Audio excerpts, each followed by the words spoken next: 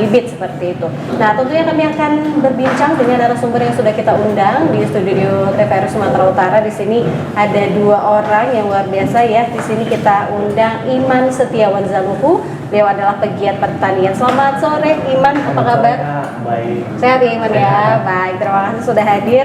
Dan ada Hafiza Yani. Selamat sore Hafiza, apa kabar? Selamat sore Kak. Sehat ya? Sehat. Luar biasa. Di sini kita ditemani anak-anak muda ya pemirsa, dan memang walaupun masih muda-muda tapi memang mereka sudah sangat aware begitu dengan dunia pertanian, berkontribusi juga di dunia pertanian tentunya. Baik, sebelum kita bahas tentang kultur jaringan, jadi seperti apa sebenarnya, kita tanya dulu mereka ini sebenarnya basicnya apa begitu ya, pegiat pertanian ya, apakah nampaknya masih muda-muda, apakah memang masih mahasiswa atau seperti apa? Dari Iman boleh diceritakan kesehariannya apa nih kegiatannya? Oke, baik.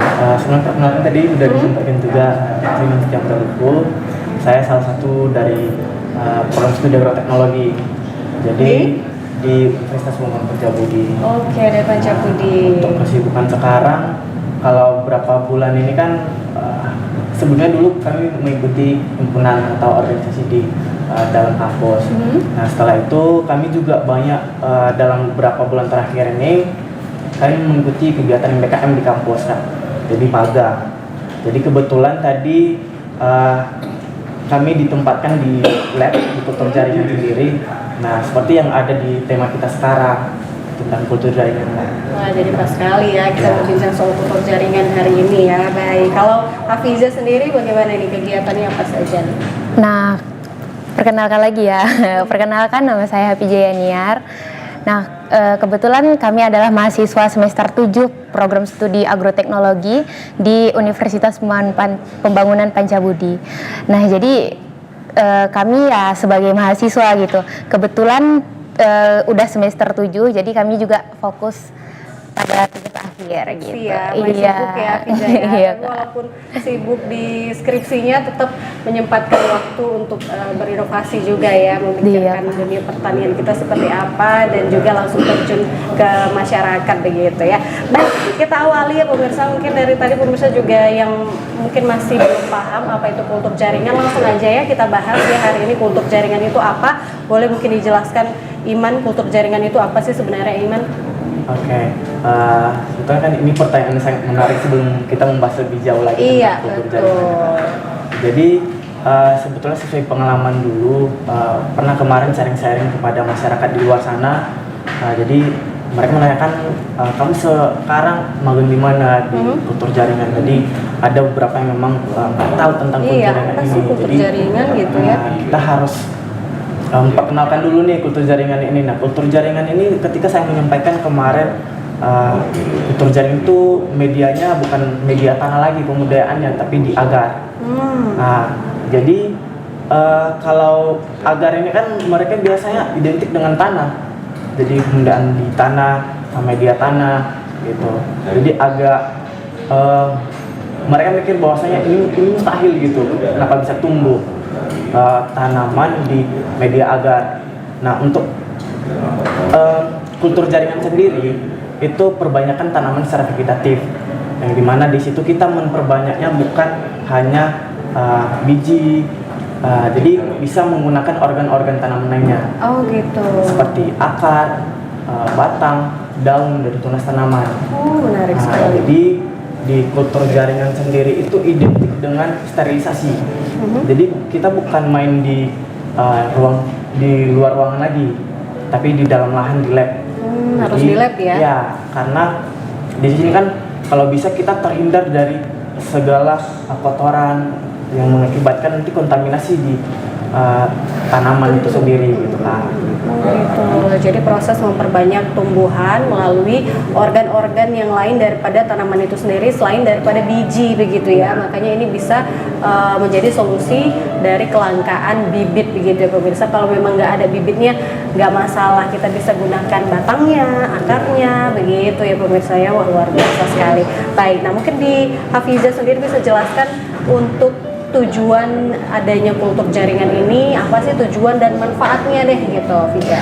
Nah, jadi seperti yang disampaikan oleh Iman tadi gitu kan, kultur jaringan ini sendiri dia adalah memperbanyak tanaman secara vegetatif, di mana kita nggak harus memperbanyak menggunakan biji gitu kan. Nah, vegetatif ini apa sih gitu? Mungkin banyak yang belum tahu gitu kan. Kan memang di dunia pertanian belum paham istilah pertanian gitu ya, Piza ya. Iya, jadi kalau perbanyak secara vegetatif ini adalah memperbanyak tapi dia tidak dikawinkan gitu. Jadi ya bisa menggunakan bagian-bagian tanaman mulai dari batang, akar, sampai hingga ke tunasnya dan bagian-bagian tanaman lainnya gitu. Nah, jadi untuk tujuan dari kultur jaringan ini sendiri adalah memperbanyak tanaman yang bisa menghasilkan yang sama dengan induknya gitu. Bisa sama persis dengan indukannya? Iya, jadi itu dia kelebihan kultur jaringan itu sendiri sih gitu kan. Selain itu juga dalam pengerjaan perbanyakan dalam jumlah banyak itu juga disarankan untuk kultur jaringan gitu Kak. Kenapa? Karena dia dalam proses pengerjaan itu bisa lebih cepat gitu kalau kultur jaringan. Bisa lebih cepat dan lebih cepat lebih banyak begitu. Bisa memperbanyak dengan waktu singkat begitu ya, singkatnya ya. Oh begitu. Jadi ini sangat bermanfaat sekali ya pemirsa ya.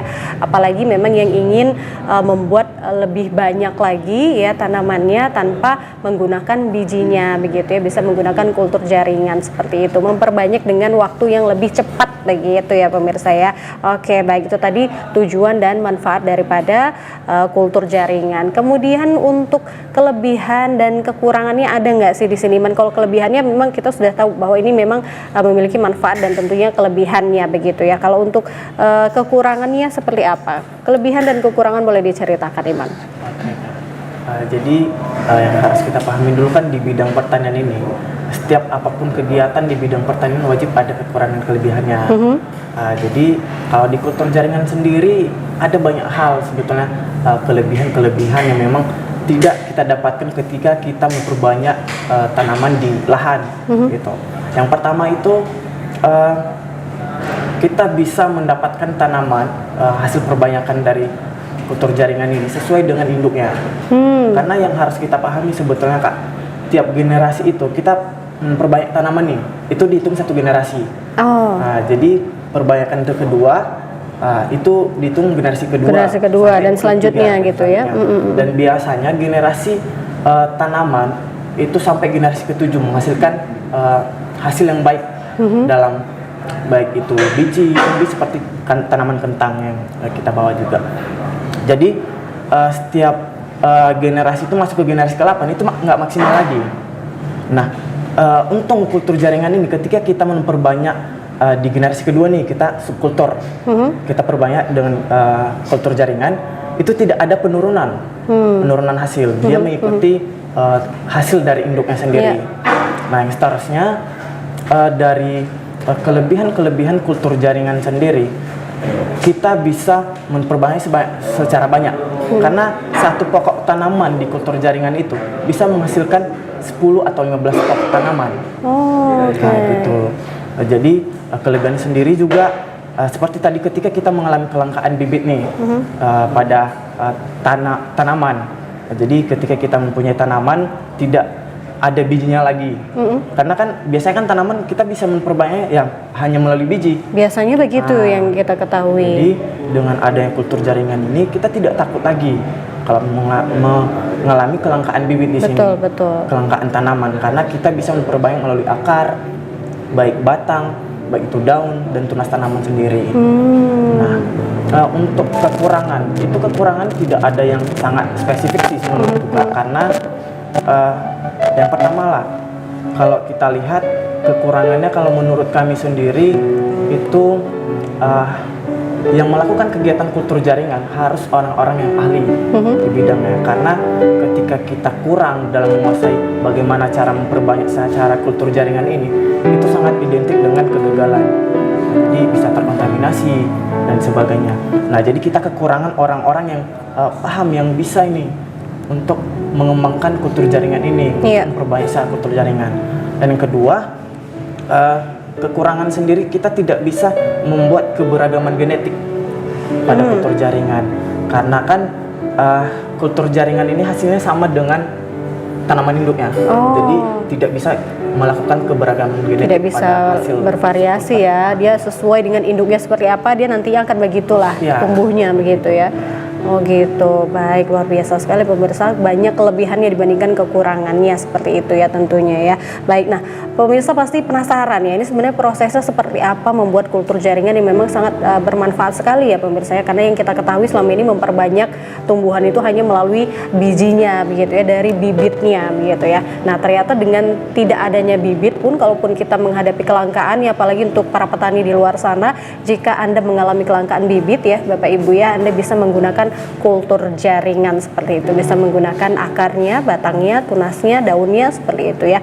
Nah ini kita pengen tahu juga nih proses pembuatan dari kultur jaringan itu seperti apa, tahapannya seperti apa sih Hafiza?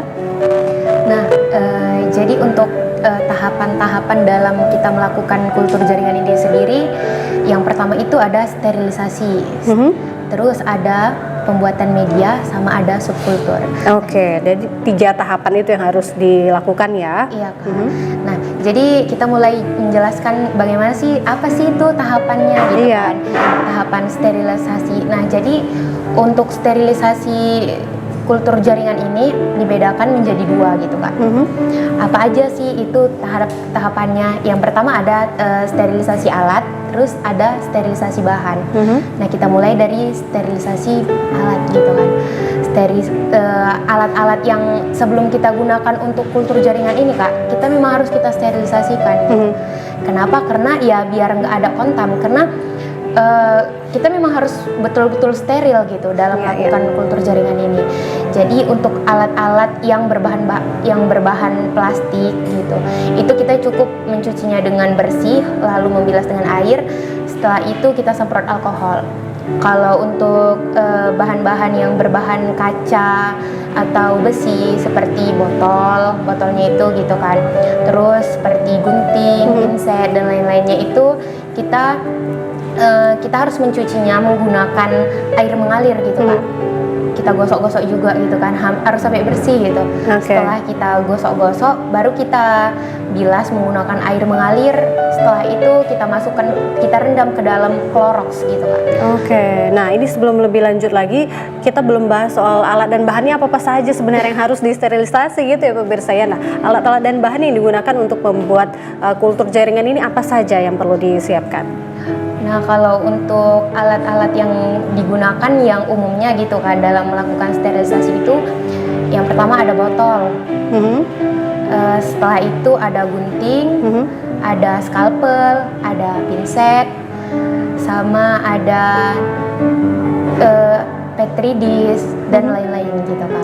Oke, baik. Jadi semua alat dan bahan itu harus disterilisasikan begitu ya sebelum memulai pembuatan kultur jaringan begitu ya, karena supaya tidak ada terkontaminasi bahan-bahan apapun ya, seperti itu bakteri dan lain sebagainya. Ini memang harus benar-benar higienis begitu ya. Oke, baik. Nah, tahapan selanjutnya apa nih Hafizah? Nah, jadi setelah dicuci gitu kan Kak, ada tahapan lagi, dan itu kita harus memasukkannya ke autoclave. Nah, autoclave itu dia sama juga kayak oven gitu. Jadi bahan-bahan yang alat-alat yang udah kita cuci gitu Kak, itu harus juga kita masak gitu. Bisa dibilang kita masak. Jadi setelah itu kita masak kita masukkan ke dalam autoclave selama lebih kurang 15 menit. Selama lebih kurang 15 menit dengan tegangan 121 derajat gitu. Setelah itu kita angkat, kita taruh dekat, kita masukkan ke dalam rak-rak kultur gitu. Gitu. Baru bisa digunakan. Jadi itu memang harus benar-benar steril ya, selain dicuci, digosok-gosok dan lain sebagainya, dimasukkan kembali ke autoclave itu supaya benar-benar steril semuanya, harus bersih, benar-benar bersih, baru setelah itu bisa digunakan gitu. Itu sudah termasuk pengeringannya juga di autoclave itu ya. Iya Kak. Oke, seperti itu ya pemirsa ya. Jadi alat dan bahannya itu tidak perlu terkontaminasi apapun. Jadi sebelum membuat kultur jaringan, alat dan bahannya ini dulu yang harus kita siapkan dan kita sterilisasikan begitu ya. Baik, nah tadi kan ada 3 tahapan yang dijelaskan oleh Hafizah ya pemirsa ya. Yang pertama adalah sterilisasi alat dan bahan, kemudian ada pembuatan media ya Hafizah ya. Itu seperti apa sih pembuatan media itu? Nah, kayak yang kita ketahui gitu, namanya kultur jaringan. Kita menggunakan agar-agar gitu. Bahan utamanya agar-agar. Nah, jadi yang pertama kita harus menyiapkan agar-agar, terus ada gula dan beberapa bagian bahan-bahan lainnya gitu. Setelah itu kita aduk hingga rata, hingga larut semuanya. Setelah itu kita masak menggunakan api gitu, kayak kita buat agar-agar biasa itu gitu. ya. Oke. Nah, setelah itu kita tunggu juga sampai mendidih gitu Kak. Baru kita tuang ke dalam botol-botol yang udah disterilkan tadi. Itu seberapa ukurannya dituang ke dalam botolnya itu? Lebih kurang sedikit aja Kak.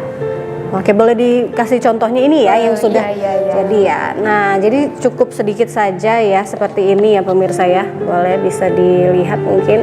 Nah, jadi ukuran agar-agarnya itu hanya kira-kira 1 cm aja dari dasar botol kaca yang digunakan ya pemirsa ya, seperti ini. Oke, agar-agarnya bebas mau warna apa aja karena agar-agar itu kan banyak ya, berwarna-warni atau hanya bolehnya polos yang seperti ini aja, yang plain ya. Iya. Yang putih aja yang biasa digunakan ya, nggak mungkin juga ya medianya itu warnanya pink gitu ya kan. Nggak, oke, berarti yang putih seperti ini ya pemirsa ya. Nah, ini dia nih. Oke, selanjutnya bagaimana Hafiza? Setelah kita tuangkan ke dalam botol gitu kan, kita tutup Kak kayak gini. Setelah Ditutup itu menggunakan plastik seperti ini ya? Iya Kak. Oh, ini dalamnya, oh iya plastik juga kan ya? Iya. Oke, kemudian diikat lagi menggunakan karet ya, supaya rapat begitu. Iya. Oke, tapi sebelumnya dimasukkan dulu ininya ya? Enggak Kak. Hah? Masih ada lagi Oh tahapannya. gitu, baik. Dimasukkan agar-agarnya dulu, ditutup dulu gitu Iya. ya. Oke, lanjut Afija. Setelah kita tutup gitu kan Kak, baru kita harus masukkan lagi tuh ke autoclave. Oh, harus dimasukkan autoclave Iya. lagi. Tujuannya apa sih ini? Ya untuk Pizza? membunuh bakteri-bakteri gitu Kak. Oh, Karena oke. untuk ini kan memang harus benar-benar steril. Harus benar-benar gitu. steril. Oke. Iya, jadi udah kita masukkan ke autoclave lagi selama 30 menit Kak. Selama 30 menit. Iya, setelah 30 menit kita angkat, baru kita masukkan ke dalam rak kultur. Setelah itu kita biarkan selama 3-7 hari, baru bisa digunakan, baru bisa kita tanam gitu. Oh gitu, didiamkan, diletak di mana tuh? Rak kultur, Di jadi rak dia kultur ada ya? ruangannya gitu. Ada rak khusus ya, ada ruangan khusus yang berisi rak kultur tersebut ya, dijejerin ya seberapa banyak seperti itu, bisa digunakan 3-7 hari baru bisa digunakan ya, baru bisa digunakan selanjutnya seperti apa. Nah, seperti apa lanjutannya pemirsa, tahapannya pastinya penasaran pemirsa. Kita akan lanjutkan kembali perbincangan kita bersama Iman dan juga Hafiza. Tetap bersama kami di Ayo Bertani, kami akan kembali sesaat lagi. Semua bisa, yo ayo bertani. Baik, terima kasih pemirsa, kembali bersama kami di Ayo Bertani ya. Tentunya kita membahas tentang dunia pertanian dan inovasi-inovasi terbarunya ya pemirsa. Dan salah satunya yang kita bahas sore hari ini yaitu adalah kultur jaringan. Jadi ini adalah proses memperbanyak tumbuhan ya dengan tanpa melalui bijinya. Jadi ini salah satu solusi juga ya pemirsa ya, jikalau kita menghadapi kelangkaan bibit seperti itu. Jadi kita masih bisa menggunakan organ-organ tumbuhan yang lainnya selain daripada biji. Bisa melalui batangnya, akarnya, juga bisa daunnya, seperti itu ya pemirsa. Nah, tadi sudah dijelasin juga oleh Iman dan juga Hafiza seperti apa prosesnya untuk pembuatan kultur jaringan ya, dari alat dan bahannya. Dan yang paling penting ya, kuncinya ini adalah harus steril ya kalau untuk kultur jaringan ini. Makanya ini dibuat di laboratorium khusus ya, khusus kultur jaringan, kemudian dengan tahapan-tahapan yang tadi sudah dijelaskan.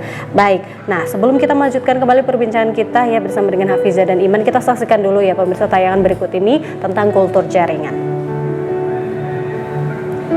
Nah, ini dia proses pembersihannya ya Hafiza ya?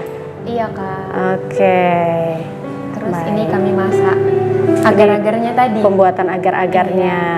Setelah dimasak kita masukkan lagi ke dalam autoclave. Nah, ini dia autoclave. Oh, ini autoclave. Oke. Seperti itu dia bentuknya ya pemirsa ya, autoclave itu ya. Nah, ini untuk sebelum kita masukkan ke laminar, ini namanya laminar Kak, untuk Ini kita laminar. memperbanyaknya gitu. Oke. Kita Kita harus semua yang masuk itu kita harus semprot dulu Kak menggunakan alkohol. Harus disemprot menggunakan Harus. alkohol ya. Iya. Nah, ini proses apa nih? Proses perbanyakannya namanya subkultur. Subkultur. Iya. Baik. Ini juga perbanyak. Jadi kalau satu wadah itu bisa menampung berapa ini dia? Berapa apa sih nyebutnya, bibit atau apa sih nyebutnya? Iya, bibit iya ekspor. Berapa banyak sih bisa menampung dalam satu wadah itu? 15 bisa. 15 bisa ya? Tergantung ininya kali ya, wadahnya juga ya? Iya. Atau wadahnya memang harus yang seukuran ini? Ada juga sih yang besar wadahnya gitu. Ini ukurannya berapa nih kalau yang seperti ini? Kalau ini sebotol ini juga bisa 15 sih Kak. Ini juga bisa 15 ya? Bisa. Kalau ini contohnya ini ada 5 ya di dalam ya. 15 bisa ya, karena kan memang tumbuhannya kecil-kecil ya. Oke. Nah, untuk ukuran seperti ini bisa 15 ya pemirsa. Ini terlihat ini ada di dalamnya. Ini ada contohnya ada 5 nih pemirsa. Tuh. Ya, untuk satu wadah seperti ini bisa menampung 15 tumbuhannya yang akan kita perbanyak seperti itu ya. Baik. Nah, selanjutnya yang tadi Fiza sudah menjelaskan sampai proses pembuatan agar-agar, kemudian didiamkan kembali sampai 7 hari baru bisa dilanjutkan prosesnya. Proses selanjutnya seperti apa, Fiza? Setelah tujuan dari kita diamkan selama 7 hari itu Kak, biar nggak ada yang terkontaminasi gitu Kak. Jadi kalau misalnya dari media yang udah terkontaminasi itu dia kayak kontaminasi itu tumbuh jamur atau bakteri di dalamnya gitu. Jadi kalau udah tumbuh itu lebih baik nggak usah dipakai gitu. Oh, Karena jadi bakal rusak ini tanamannya. Oh, berarti selama 7 hari itu kita lihat juga ya, Iya, prosesnya seperti apa, apakah dia ada tumbuh jamur, apakah ada terkontaminasi seperti itu ya. Iya. Oke, baik. Nah, selanjutnya seperti apa? Setelah kita biarkan, baru bisa kita melakukan subkultur.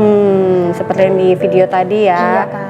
Oke, itu prosesnya seperti apa? Boleh Imani menjelaskan mungkin untuk subkulturnya, proses subkulturnya. Oke, baik. Nah, sebenarnya dalam proses subkultur ini kan tadi telah dijelaskan oleh Bija proses pembuatan media, Iya. sterilisasinya.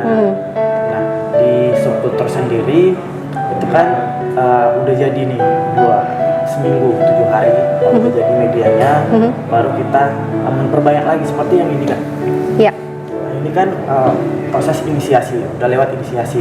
Inisiasi itu proses apa? Inisiasi itu kita ambil eksplan dari Tumbuhannya. lahan dari luar, baru kita sterilisasi masuk ditanam di sini, kasih. Nah, kita melakukan subkultur lagi, yaitu memperbanyak. Jadi ini kita potong lagi, baru kita memperbanyak lagi. Jadi contoh satu tanaman ini kita melakukan pemotongan itu 1 cm sampai 3 cm. Jadi kita buat di botol baru. Oh, di botol baru. Di media yang baru ya. Untuk memperbanyak. Nah, untuk prosesnya sendiri kita masukkan bahan-bahannya dulu sama alat-alatnya di dalam laminar seperti yang telah kita lihat tadi. Jadi disemprot, sterilisasi semua. Jadi itu di dalam ada bunsen, api, karena dia menggunakan api nih kan. Harus menggunakan api ya. Jadi gunting, Petri sudah lengkap semua. Jadi eksplannya juga ada, medianya yang udah jadi juga ada di dalam laminar. Nah, setelah itu kita juga wajib steril ini. Kitanya juga harus steril ya, tangan kita ya yang menggunakannya. Karena dalam proses melakukan kegiatan ini kita menggunakan baju lab, diwajibkan yang lengan panjang. Yang lengan panjang. Nah, jadi bisa tertutup semua lah. Sarung tangan dan penutup kepala. Penutup kepala. Jadi tidak boleh keluar rambut nih. Betul. Biar steril. Ya. Nah, untuk pemotongan tadi kan seperti yang telah saya sampaikan tadi, kita memotong tanamannya 1 sampai 3 cm. Oke. Jadi setelah itu kita tanam seperti yang dibilang Pija tadi juga sampai 15 bisa. Tapi ini kan sesuai permintaan juga kan. Jadi bisa 5, bisa 10, bisa 15. Iya. Nah, setelah itu setelah kita melakukan kegiatan itu kita tutup rapat kayak gini. Jadi untuk prosesnya selanjutnya itu kita diletakkan di rak kultur. Rak kultur itu rak penyimpanan lah. Nah, itu kita tunggu sampai panennya itu selama 1 bulan sama halnya tanaman ini udah 1 bulan nih kan, jadi udah bisa dipanen. Nah, di kultur jaringan sendiri dalam proses ini itu kan steril, wajib memang diharuskan steril lah Kak, biar nggak ada kontaminasi.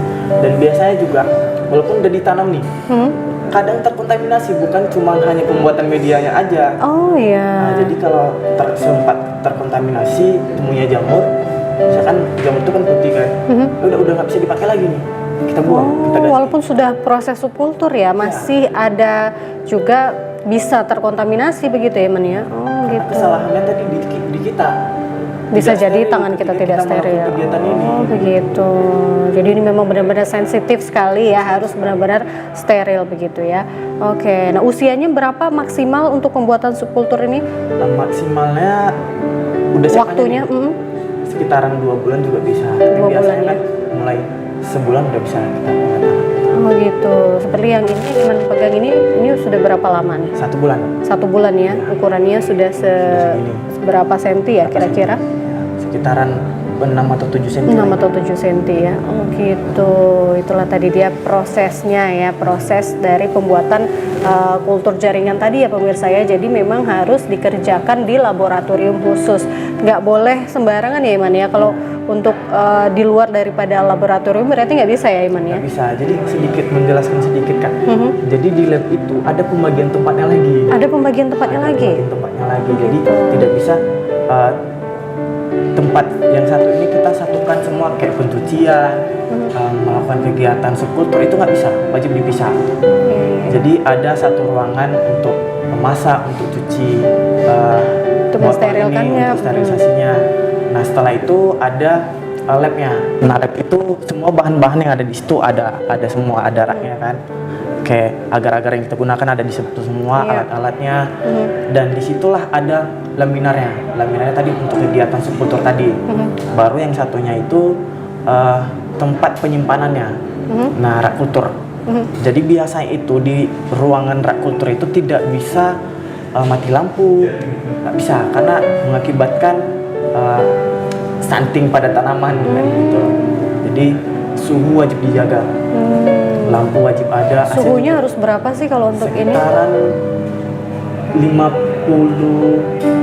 30 Celcius. Oh, oke. Jadi tergantung tanaman sih sebetulnya, tapi Iya, kalau iya, ini sekitaran 30 Celcius, 25 gitu. 25 sampai 30 derajat Celcius ya. Oke, berarti nggak boleh sama sekali mati listrik itu nggak bisa ya. Harus suhunya itu harus tetap terjaga begitu ya. Oke baik. Nah di laboratorium pun dia harus benar-benar terjaga ya, sehingga untuk ruangannya saja dipisah begitu, ruangan bagian pencucian, sterilisasi, untuk pembuatan medianya, untuk subkultur itu nggak bisa disatuin di dalam satu ruangan tuh nggak bisa. Jadi memang harus sudah ada bagian-bagiannya seperti itu ya pemirsa. Ini memang benar-benar harus dikerjakan oleh orang-orang yang ahli memang ya dalam pembuatan kultur jaringan tersebut seperti itu. Nah kultur jaringan ini bisa digunakan ataupun bisa diperbanyak untuk tanaman apa saja sih Hafizah kultur jaringan ini? Atau semua tanaman sebenarnya bisa di kultur jaringan? Nah, untuk jenis tanaman apa aja yang bisa digunakan dalam kultur jaringan ini sih sebenarnya semuanya bisa gitu kan. Tapi kalau misalnya yang kita gunakan itu untuk tanaman-tanaman yang langka gitu, yang payah untuk diperbanyak gitu. Biasanya sih yang kayak gitu Kak, karena kalau untuk kayak kita contohkan gitu ke tanaman cabai sebenarnya juga bisa gitu, tapi ya untuk apa? Tapi kan ngapain gitu ya, ngerepotin yang ada ya, karena kan harus melalui proses di laboratorium gitu. Karena kalau cabai sih banyak ya, masih bisa kita perbanyak dengan cara yang lain yang lebih mudah begitu ya. Oke. Jadi biasanya tanaman-tanaman apa saja yang dikultur? Ya tanaman kentang, stevia, nilam, terus ada pisang, terus ada ubi juga ada Kak. Oh gitu. Stevia ini tanaman ini stevia ya? Kan Kak. Ini apa sih? Stevia. Kalau yang ini apa nih? Kentang Kak. Oh ini kentang. Oke. Itu stevia yang seperti itu. Boleh saya lihat? Boleh Iman tolong. Oh ini stevia. Stevia ini tanaman apa sih? Saya sering dengar tapi nggak tahu persis ya.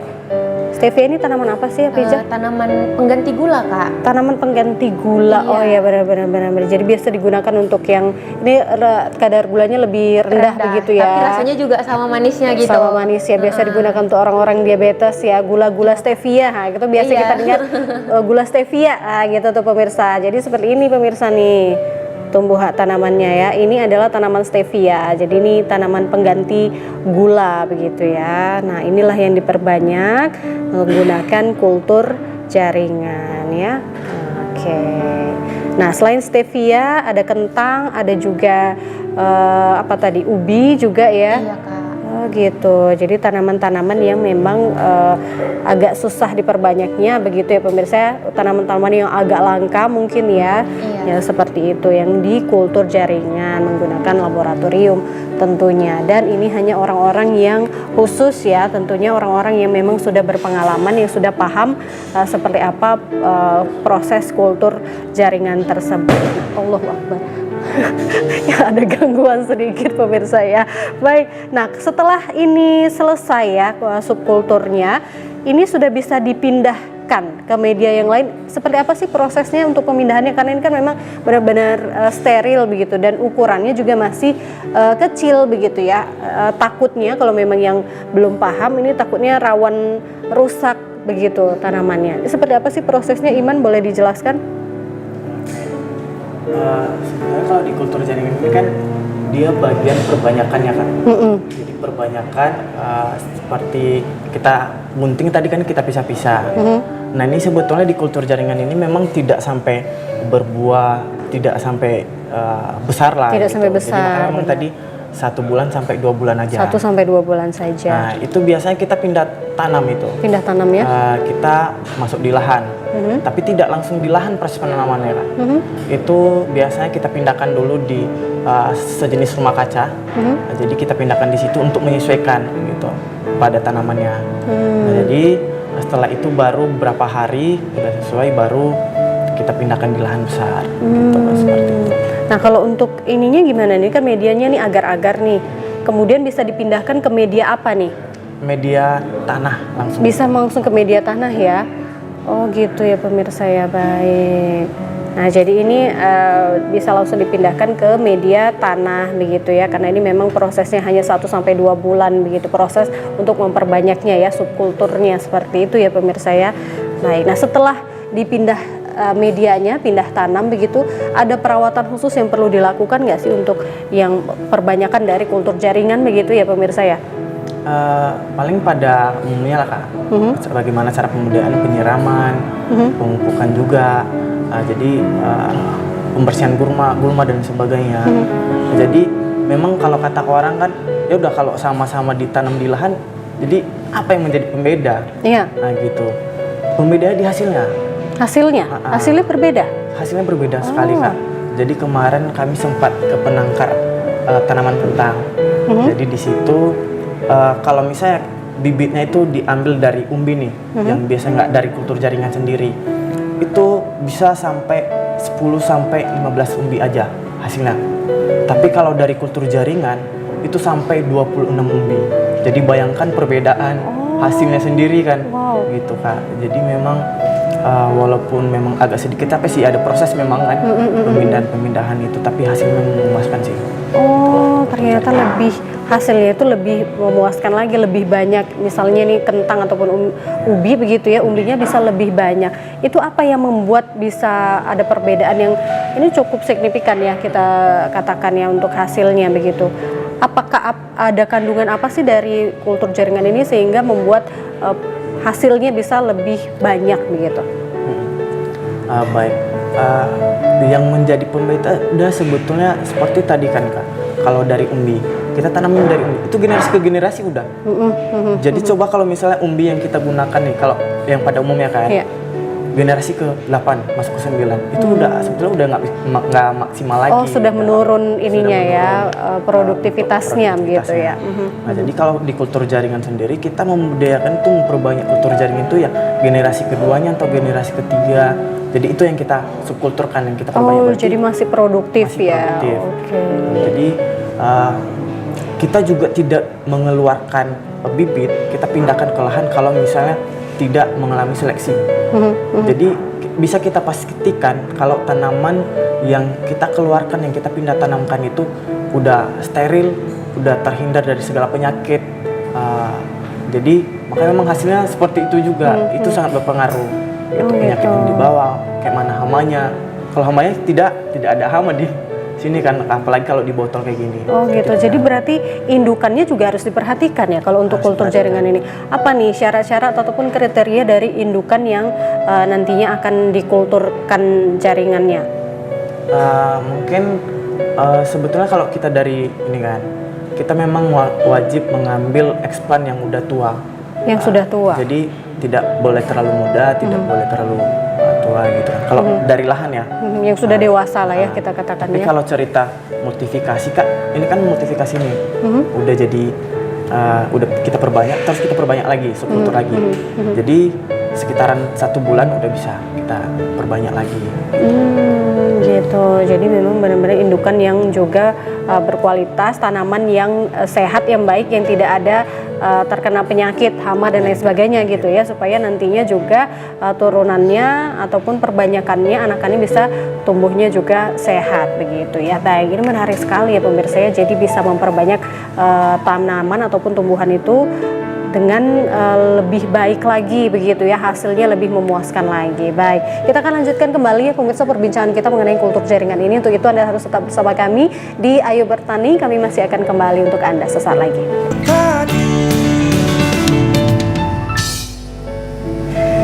Terima kasih pemirsa masih setia menyaksikan Ayo Bertani. Bagi Anda yang dari tadi sudah menyaksikan dari awal sampai dengan saat ini ya, terima kasih. Tentunya banyak sekali informasi yang kita dapatkan mengenai kultur jaringan ini ya pemirsa ya. Apalagi untuk kita yang masyarakat awam yang belum mengenal ataupun belum paham tentang kultur jaringan, kita jadi paham nih ya pemirsa ya. Ternyata ada metode terbaru ya, yaitu adalah kultur jaringan untuk memperbanyak tumbuhan, tentunya dengan menggunakan laboratorium khusus begitu ya dalam kultur jaringan. Tetapi ini memang hasilnya sangat luar biasa ya, memuaskan sekali seperti yang dikatakan Iman tadi. Ini hasilnya bisa lebih banyak dan lebih bagus begitu ya, lebih baik lah begitu, lebih memuaskan lagi hasilnya tentunya dari indukan yang baik pula seperti itu ya. Baik, nah kita lanjutkan kembali ya perbincangan kita bersama Iman dan juga Hafiza ya pemirsa ya. Kita pengen tahu juga nih kalau untuk kultur jaringan di Indonesia ini perkembangannya saat ini seperti apa nih Iman? Boleh dijelaskan? Oke. Untuk kultur jaringan kita sekarang kalau dibilang masih minim sih Kak. Masih minim ya? Masih minim sekali. Jadi kultur jaringan ini sebetulnya udah lama, tapi masyarakat masih minim mengenal, melihat bagaimana kultur jaringan itu. Jadi ini merupakan suatu proses di mana kita mengalami kenaikan mengikuti zaman. Gitu. Jadi kalau zaman dulu kan ya kita cuman bisa memperbanyak tanaman di lahan gitu kan. Nah, jadi sekarang ini perkembangan zaman ini salah satunya itu kita bisa memperbanyak di media agar dan sebagainya.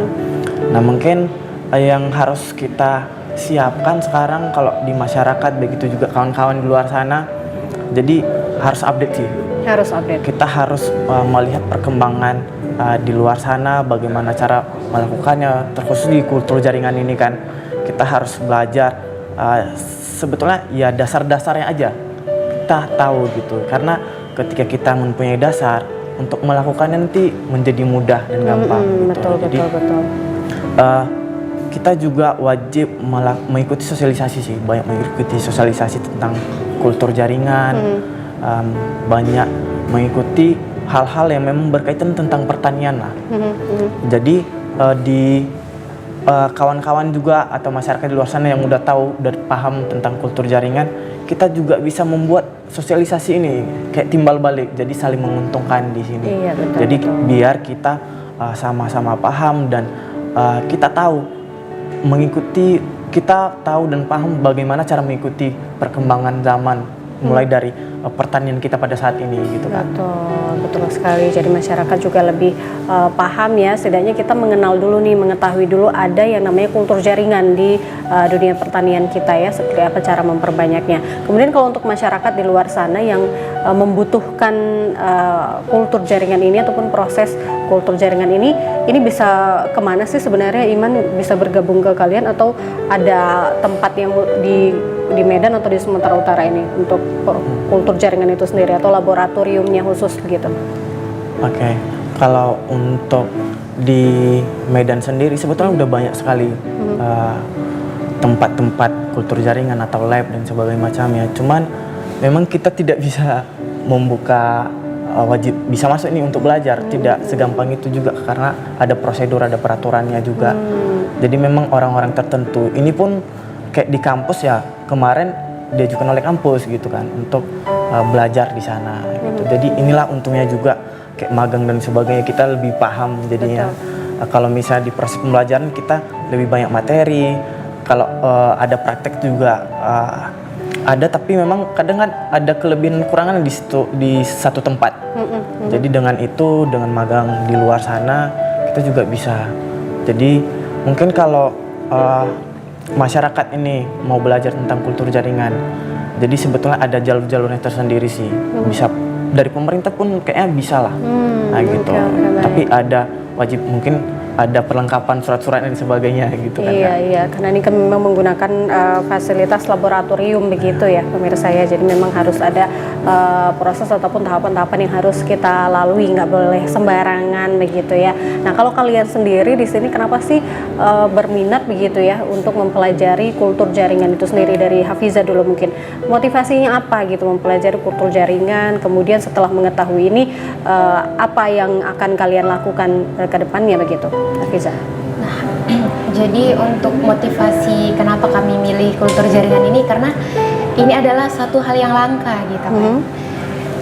Karena selama ini kita tahunya cuman kultur tanaman itu hanya dibudidayakan di tanah gitu kan.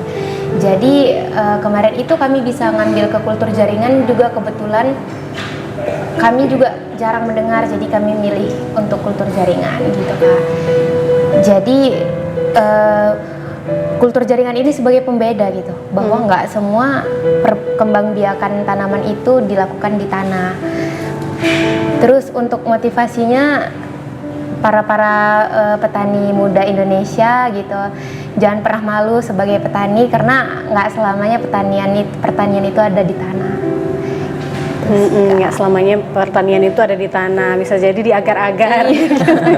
Banyak media yang bisa digunakan di bidang pertanian ini. Nggak hanya kita bermain dengan tanah ya pemirsa, kita bermain dengan media agar-agar ya. Banyak sekali inovasi-inovasi terbaru tentunya di era saat ini ya, apalagi sudah adanya teknologi begitu ya, teknologi sekarang yang membantu perkembangan pertanian tentunya begitu. Kalau Iman sendiri melihatnya kultur jaringan ini seperti apa? Kenapa Iman tertarik untuk mempelajari kultur jaringan ini? Manfaatnya untuk kedepannya ini seperti apa? Oke. Jadi sebetulnya di hobi dulu sih Kak. Kenapa saya tertarik terutama di kultur jaringan? Karena awalnya saya tertarik di pertanian sebetulnya. Bagaimana cara menanam, bagaimana ini pembudayaan tanamannya. Tapi seiring waktu berjalan, seperti yang telah sampaikan update, banyak mengikuti sosialisasi.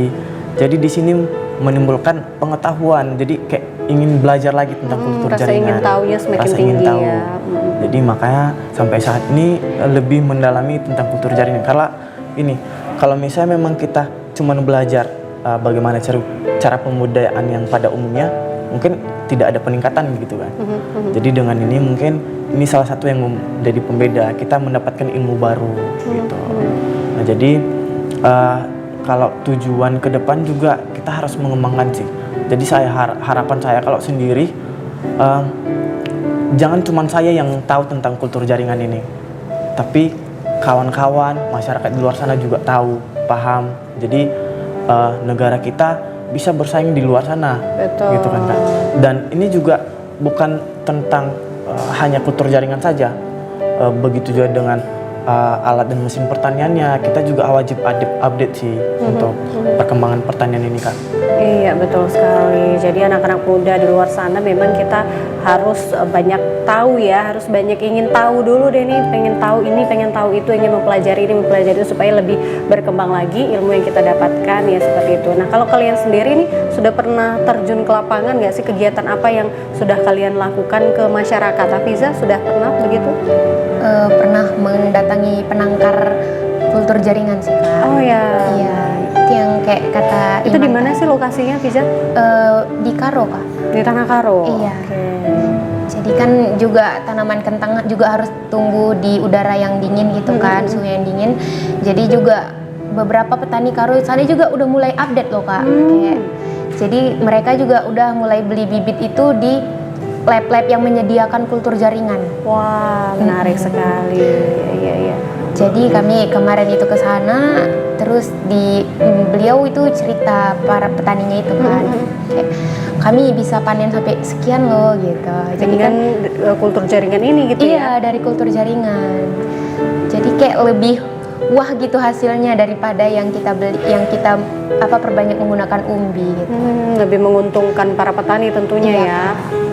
Gitu, luar biasa. Nah, ternyata sudah ada juga di Kabupaten Karo ya pemirsa ya, dan masyarakat petani-petani di Kabupaten Karo alhamdulillah sudah aware begitu ya, sudah mulai paham lagi, sudah mengetahui adanya kultur jaringan ini, sehingga mereka mulai melirik bibit-bibit ataupun tanaman-tanaman perbanyakannya dari kultur jaringan dan membelinya di laboratorium seperti itu ya.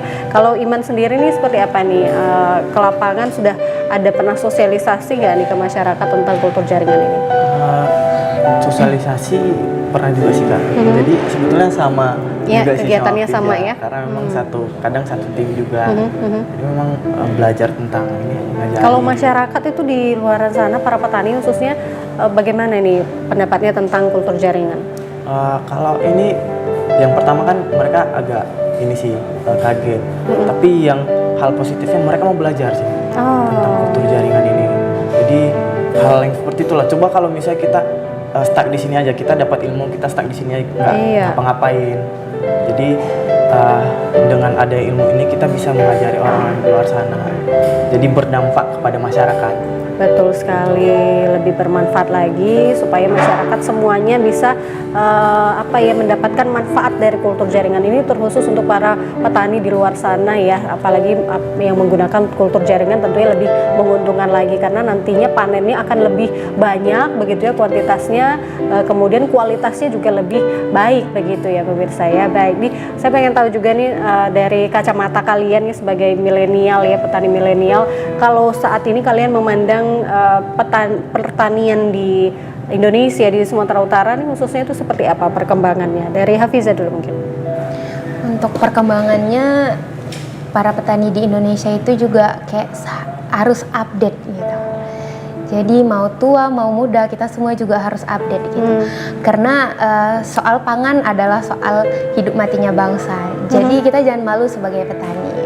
Betul sekali, betul ya. Baik, nah kalau dari Iman sendiri bagaimana perkembangan pertanian di Indonesia khususnya di Sumatera Utara seperti apa, dan keterlibatan anak-anak muda di dunia pertanian saat ini bagaimana sih Iman melihatnya? Kalau peningkatan tiap tahun mungkin ada peningkatan kan? Karena memang kita lihat juga seperti yang telah sampaikan tadi di Kabupaten Karo sana banyak yang berminat untuk membeli untuk membudayakan hasil dari kultur jaringan sendiri. Dan ini juga bukti bahwa anak muda ini berperan, karena ketika kita melihat juga di kampus-kampus lain di luar sana bahwasanya anak-anak yang mau belajar tentang pertanian, yang mengambil jurusan pertanian ini sudah meningkat. Sudah meningkat ya, wah. Jadi inilah bukti bahwasanya anak-anak muda itu bukan hanya mau udah belajar di kantoran dan sebagainya, gitu. Tapi mereka mau mengembangkan pertanian kita yang sekarang ini baik di Sumatera Utara dan di Indonesia. Di Indonesia, betul sekali. Wah, ini kabar baik ya untuk kita ya, apalagi untuk anak-anak muda yang sudah mulai terlibat langsung ya, mulai banyak yang melirik dunia pertanian, mulai banyak lagi, semakin tahun ya semakin banyak yang ikut tertarik terjun di dunia pertanian ini. Tentunya baik sekali tentunya untuk perkembangan pertanian di Sumatera Utara Indonesia umumnya begitu ya pemirsa. Wah, menarik sekali perbincangan kita kali ini. Mudah-mudahan apa yang kita perbincangkan ya di sini dapat bermanfaat untuk Anda semua yang menyaksikan acara kita. Terima kasih Iman dan juga Hafiza sudah berbagi ceritanya, pengalamannya kepada kita semua. Pemirsa terus saksikan Ayo Bertani ya setiap hari Rabu pukul 17 waktu Indonesia Barat. Saya Kori pamit undur diri. Wassalamualaikum, selamat sore, sampai jumpa. Terima kasih ya Iman, terima kasih ya Hafiza. Diminum silakan. Iya.